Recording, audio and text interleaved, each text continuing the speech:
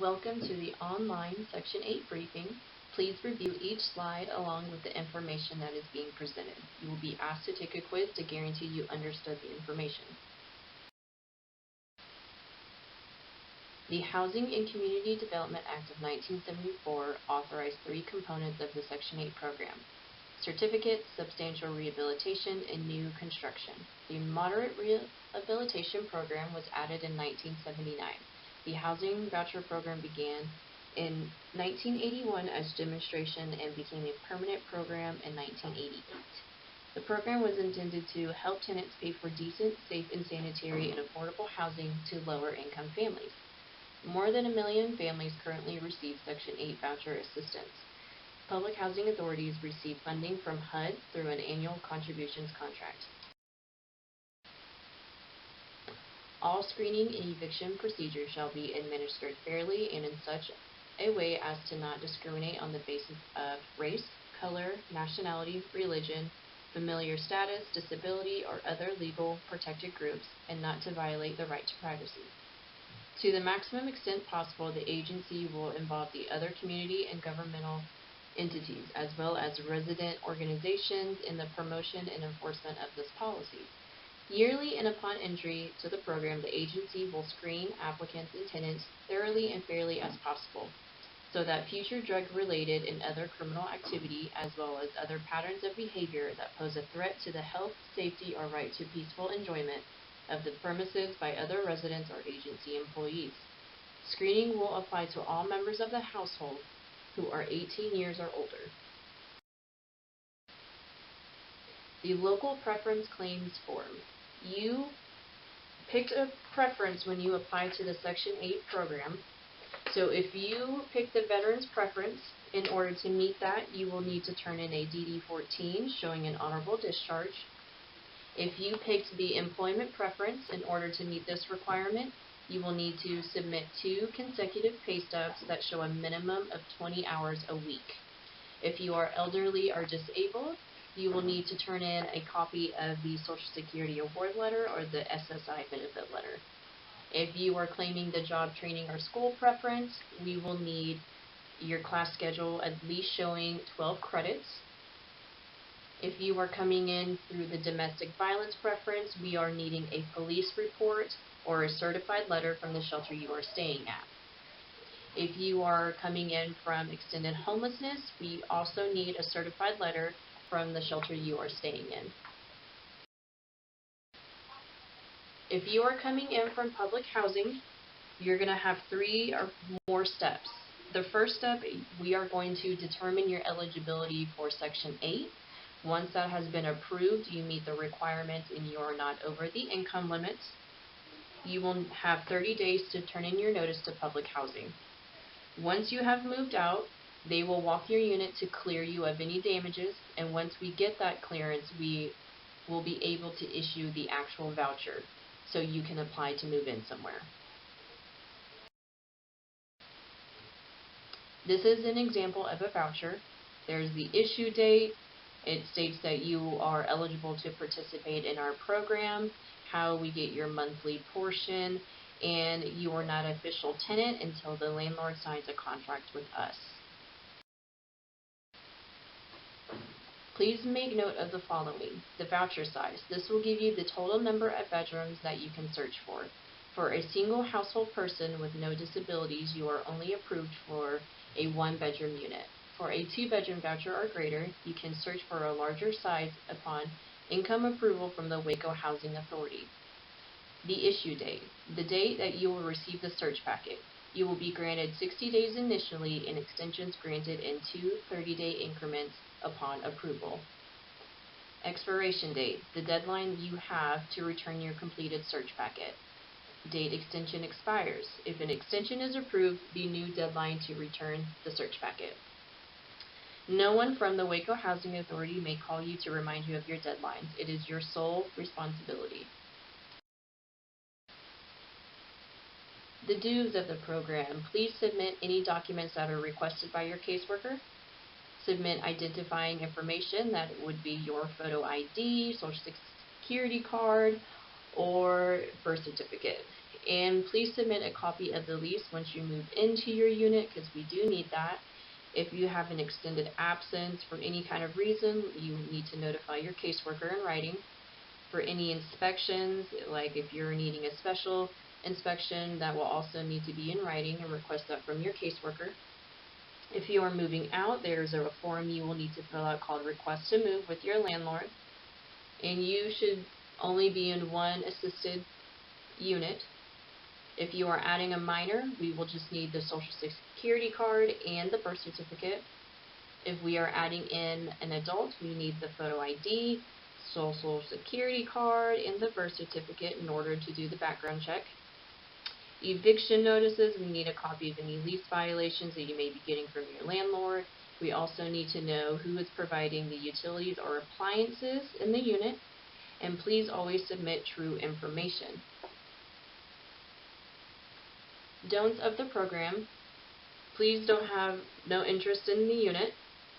Repeated lease violations, fraud, criminal activity, subleasing your unit to someone else, or multiple subsidies. That means if you have a unit in Waco, you can't move to Dallas and go under their Section 8 program. You can only be in one at a time. Reasonable accommodations or alcohol abuse.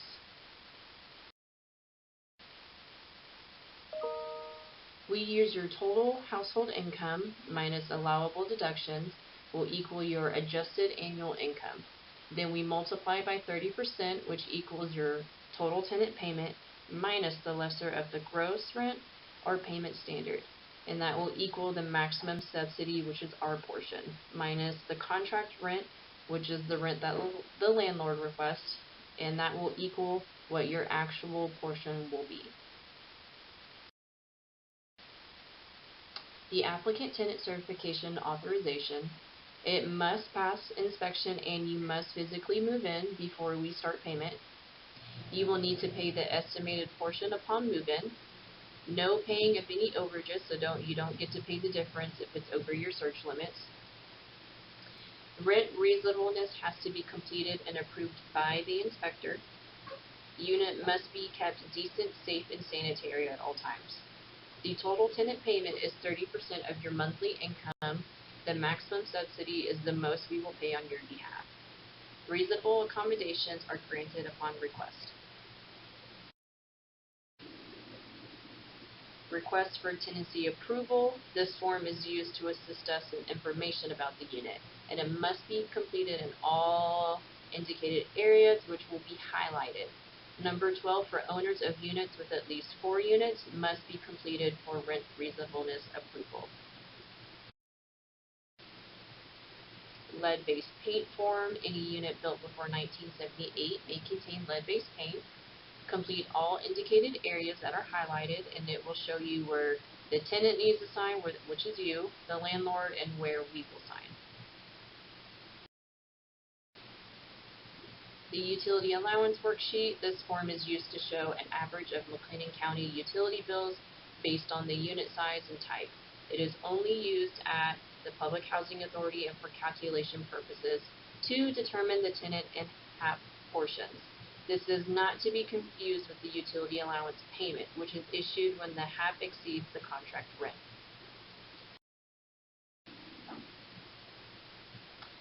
Portability means a tenant moves from one public housing authority to another.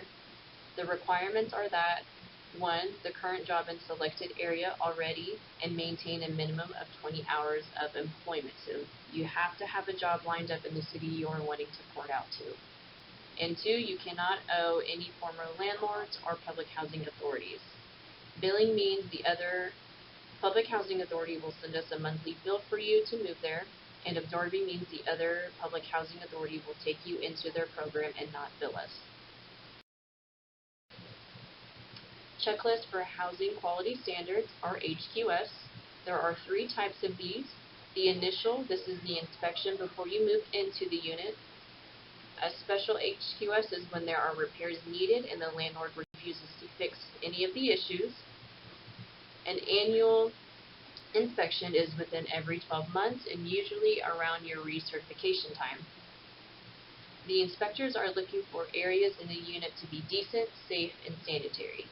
The Public Housing Authority cannot pay until it passes HQS and you physically move in. Housing Search Progress Report. Take with you while you are looking for a unit and document what you liked or disliked in the following information: the contact person, the rental amount, the utilities and appliances you will be responsible for, any yard or pest control issues, or if the unit is close to what kind of schools, stores, or public transportation. The tenant lease agreement, this is provided when the owner doesn't have their own lease. It is a binding contract between you and the landlord or owner. It is good for 12 months. We do not do month-to-month leases unless it has already been approved. The tenancy addendum, all HUD rules and regulations described in full detail. It also has the family obligations in there. Become familiar with this because I didn't know will not work. Request to move form, 30 or 60-day written vacate notice issued before current lease ends. The owner and landlord will inform us if you owe for late rent and damages. You are allowed 2 damage claims before you are terminated from the Section 8 program. Debts owed to Public Housing Authority and terminations. 1 form must be signed by each adult. Reason and amount owed will be entered into the debts owed module and shared amongst all public housing authorities. This information is pulled throughout the year to make sure it is accurate. Violence Against Women Act, also known as VAWA. It's signed into law June 23, 2006 by President Obama. It protects victims of domestic violence pertaining to their housing needs. It protects victims from being evicted as a result of domestic violence. It allows victims to relocate with Section 8 immediately after violence occurred to ensure the safety from the abuser. Housing discrimination. If you feel you have been a victim, put it in writing to your caseworker, then the caseworker screener, and lastly the Section 8 director, Latanya Rector. This is the proper chain of command. Informal reviews are hearings. Reviews you can put in writing if you do not agree with the caseworker's decision. Then a screener will then review that file. Hearings you request after receiving a termination letter. They have steps in there on who you need to write your request to. Reviews or hearings not granted for these reasons: if a unit fails HQS, if the voucher is expired, the PHA discretion, utility allowance issues, the PHA's refusal of a unit, owner obligations not met. To prevent fraud, report all income or family changes in writing within 8 days of taking effect. If you get married, you get divorced, if there's a decrease or increase in your income, or if you're adding or removing anyone from the household, or at your recertification time, if you are moving out, you do have to let us know. That way we can get the proper paperwork to you. Fraud consequences. You can get evicted, required to enter into a repayment agreement, fined, imprisoned, prohibited from receiving future assistance, and state and local government penalties.